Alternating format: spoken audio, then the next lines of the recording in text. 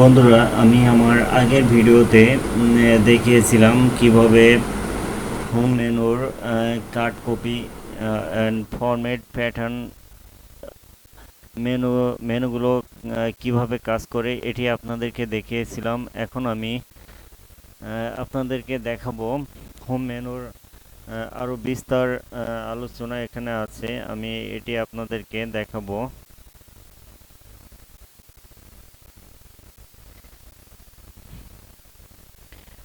যেমন হোম মেনুতে আছে যেমন হচ্ছে এখানে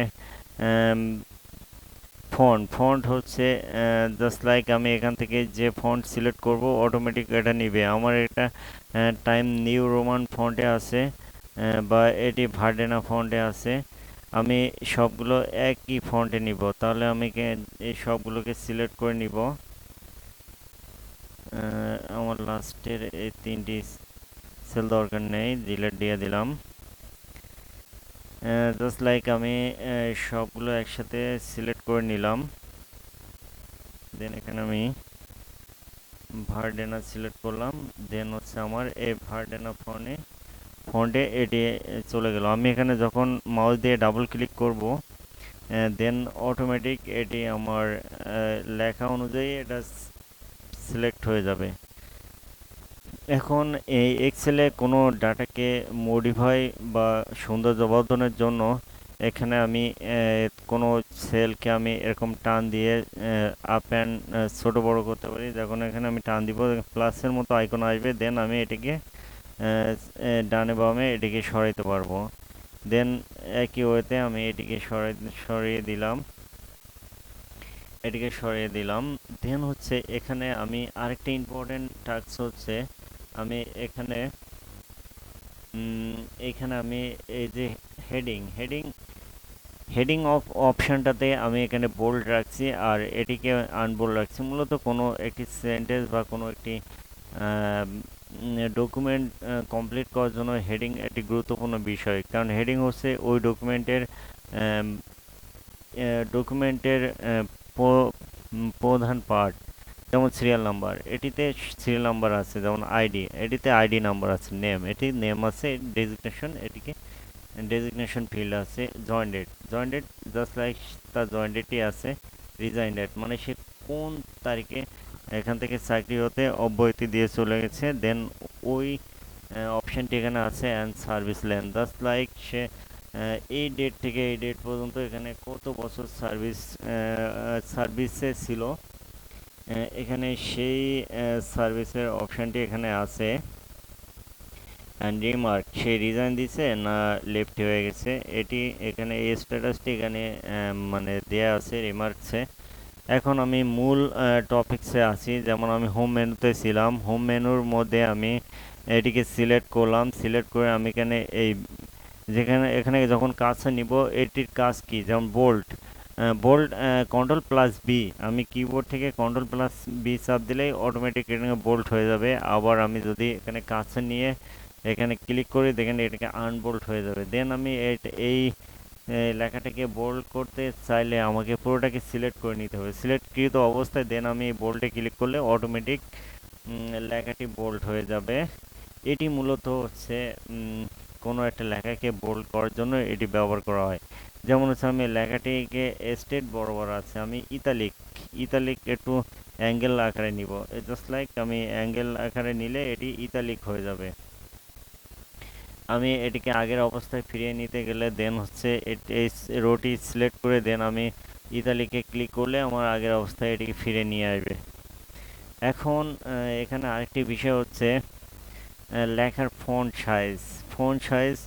এখানে আমি যে পয়েন্টেতে কাজটা নিব অটোমেটিক আমাকে লেখার ফন্ট সাইজ এখানে 10 ইন্ডিকেট করে দিচ্ছে। আমি চাইলে এই লেখার ফন্ট সাইজটিকে বাড়িয়ে দিতে পারি। এটি করার জন্য আমি প্রত্যেক সেলটাকে আমি সিলেক্ট করে নিলাম, নিয়ে আমি এখানে 9 আছে, আমি এখানে 11 করলাম, করে আমি ইন্টার দিলাম। অটোমেটিক আমার এই ফন্টটি বড় হয়ে যাবে। দেন আমি এরকম কার্সারে টান দিলে বা এটিকে এরকম প্লাসের মতো আইকন আসলে টান দিলে আমার এটিকে প্লেস হয়ে যাবে।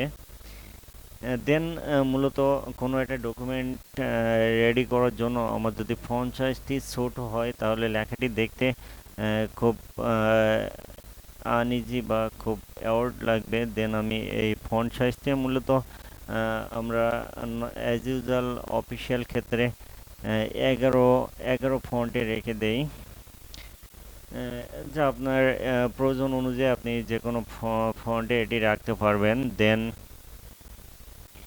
এটি মূলত তাহলে হোম মেনুর মধ্যে আমরা কি পাইলাম যে ফন্ট লেখার ফন্ট কোন ফন্টে থাকবে ওই ফন্টে আমাকে সিলেক্ট করতে হবে। দেন লেখাটি সাইজ কত হবে ওটি আমাকে ইন্ডিকেট করে দিতে হবে। অ্যান্ড এখানে বোল্ড করে নিলে আমি বোল্ড করে দিতে পারবো।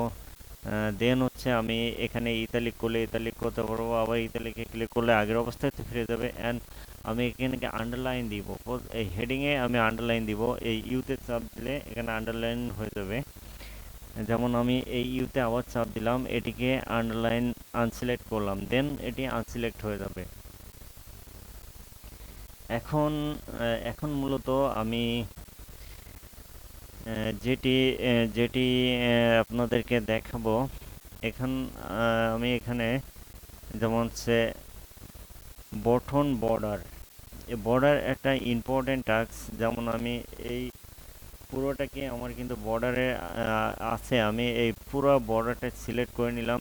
এখান থেকে আমি এই যে নো বর্ডার ক্লিক করলে আমার কোনো বর্ডার এখানে থাকবে না।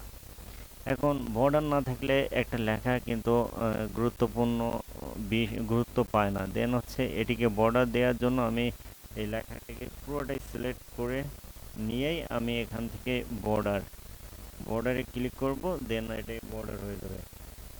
এখন এখানে আরেকটা বিষয়, আমি চাইলে এই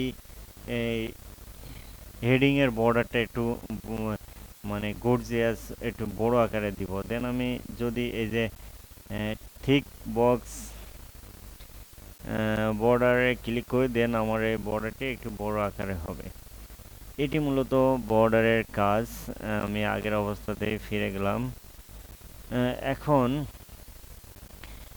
এখানে আমার আবার এখানে আরেকটা বিষয় হচ্ছে, আমি এটিকে সিলেক্ট করে নিলাম। এখান থেকে আমি এই এটিকে আমি কালারে ইন্ডিকেট করতে পারবো। এখান থেকে আমি ধরো এই কালারটা সিলেক্ট করলাম, আমি যখন প্রিন্ট দিব আমার বর্ডারে এই কালারটা থাকবে, এই অবস্থাতে এটা প্রিন্ট হবে। দেন আমি এটা সিলেক্ট করে এখান থেকে আমি চাইলে আরেকটা কালার চেঞ্জ করে দিতে পারবো।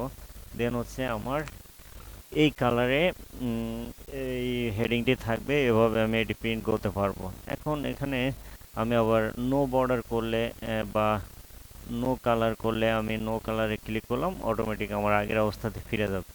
এখন এখানে আরেকটা বিষয় হচ্ছে, আমি এটি যখন সিলেক্ট করে নিব, এখন এখানে এ এ মানে ইনক্রিজ ফন্ট সাইজ, তার মানে ইনক্রিজ, আমরা দ্যাট মিন্স ইনক্রিজ বলতে বুঝি বৃদ্ধি, মানে বৃদ্ধি পাবে। আর এখানে ডিক্রিজ ডিক্রিজ মানে কমতে থাকবে। তার মানে আমার এই হেডিংয়ে কি সিলেক্টকৃত অবস্থায় যখন আমি এই ইনক্রিজে ক্লিক করব, অটোমেটিক আমার এই ফন্ট সাইজটি বাড়তে থাকবে।